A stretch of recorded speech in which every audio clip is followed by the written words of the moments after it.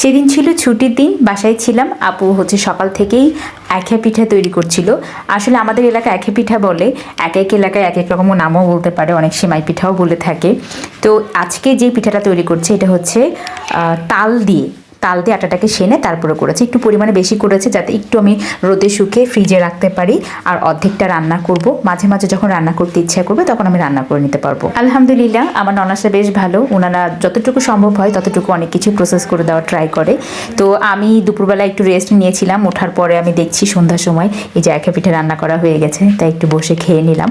নারকেল দিয়ে দুধ দিয়ে রান্না করা মানে কি যে মজার হয় খেতে।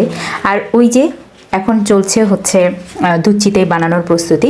এটা রাতে বানানো থাকবে, সকালবেলা আমরা খাবো।